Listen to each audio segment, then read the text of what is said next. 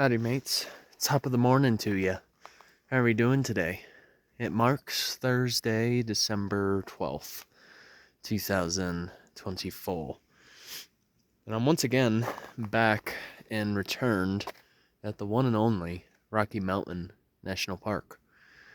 Because, given how extensive the park is, there's just no way that you can visit all of it within a single day. You could easily spend up to a week out here. But in particular, we're a little further south in the park itself. We're a bit closer to the Bear Lake corridor trails. But in particular, the reason why I'm making this film is to feature a frozen waterfall. This is what's known as the Alberta Falls. And I tell you what, it's absolutely phenomenal. Just because I, in particular, haven't really seen a frozen waterfall in quite some time. And what's so cool about it is if you look carefully, you can tell that there's still a water flow. Even though it's completely frozen over. So I can imagine that, especially during the summer months, this place is roaring. Or even during the spring as well.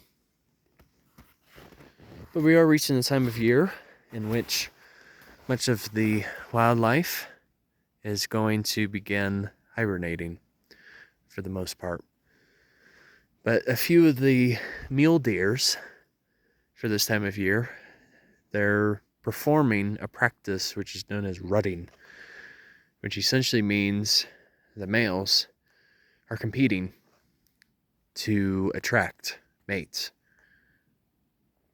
And so, as it progresses through the winter going into the spring, that's when new offspring are born.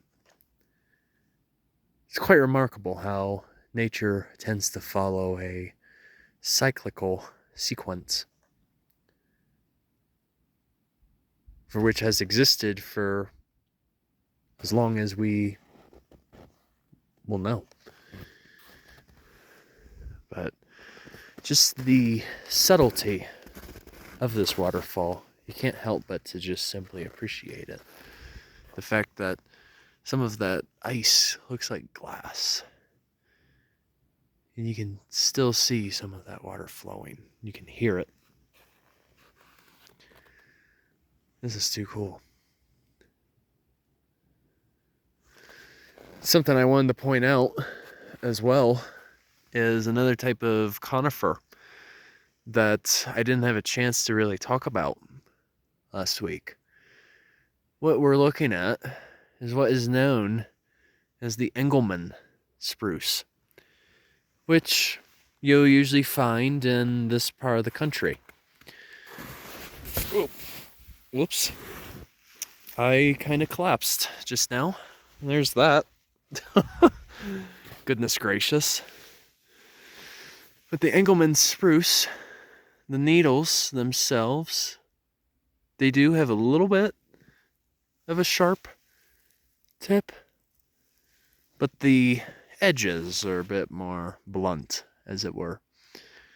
And usually the coloration is a bit more of a lighter green, as you can tell. I believe I found a cone sample. Here we go. Perfect. This is how you can distinguish in terms of what an Engelmann spruce looks like. There we go. May need to give it a little more lighting. There we go. It's finally focused. The way I remember it is the cone itself looks like roof shingles that overlap one another.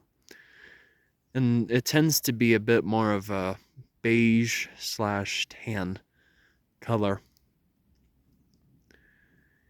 And for the most part, in terms of its length, this is about the maximum length. It may only reach up to 1 to 2 inches as an extent, and that's it.